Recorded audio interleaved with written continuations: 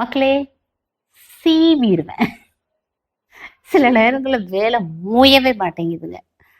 நீ கொஞ்சம் எக்ஸஸாக கரிசலாங்கண்ணி ஆகிப்போச்சு. எண்ணெய் காய்ச்சறது போக மீதியை உலர வச்சா தான் ஹென்னா ஹேர் கலரிங் பேக்குக்கு ரெடி பண்ணணும். ஃப்ரெஷ்ஷாக இருக்கும்போதே கட் பண்ணுறது ஈஸி. டைம் வேறு ஆயிடுச்சு, ராணியும் போயிட்டாங்க.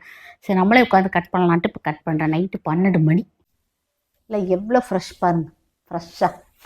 இது கட் பண்ணவே நம்ம நெயில்ஸு ஸ்கின் எல்லாமே பிளாக் ஆயிரும்ல வெள்ளை கரிசலாங்கண்ணி. எனக்கு ரொம்ப பிடிக்கும் கட் பண்ணுற கடையை பாட்டு கேட்டுட்டு ஜாலியாக சர்க் சர்க் சர்க் சர்க்குன்னு போட்டுடலாம். பதமாக இருக்குது அருவாமனை, கவனமாக தான் செய்யணும். ஆனால் எனக்கு பிடிக்கும் இந்த வெங்காயம் உரிக்கிறது. எல்லாருமே ஐயோ வெங்காயத்தை கொடுத்தா 10 நிமிஷத்தில் உரிச்சிடுவா அப்படிம்பாங்க.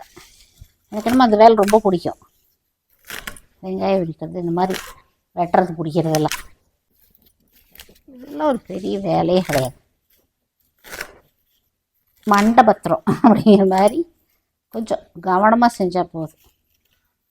வேரை கட் பண்ணி வைக்கலான்னு நேற்று சொல்லியிருந்தேன். நிறைய பேர் வேரில் வராது. நான் புது புது நாற்றுகளை வேர் மூலமாக தாங்க உருவாக்குறேன். விதைகள் நானாக எடுத்து போடுறதில்ல. விதைகள் தானாக விழுந்து தானாக முளைக்கிறது தான். நான் வெள்ளை கரிசலாங்கண்ணி விதைகள் நான் போடுறது கிடையாது, சரிங்களா. நான் வேரை தான் எடுத்து நட்டு வைப்பேன். எடுக்கும்போது வேரோடு வந்துச்சுன்னா அந்த வேரை நட்டு வச்சுன்னா அழகாக வேர் துளிர்த்து வரும். ஜஸ்ட்டு 10 மினிட்ஸ் எல்லாத்தையும் சரசரன்னு கட் பண்ணி முடிச்சாச்சு. சரியா பாருங்க, இவ்வளோ வேரும் இருக்குது. நாளைக்கு இதை நான் நட்டு வைக்க தான் போகிறேன். சரியா, இது எல்லாமே ஆயிலுக்கு போட்டது போக ஹென்னா பர்கண்டி ஹேர் கலரிங் பேக்குக்கு தான். ஓகேவா.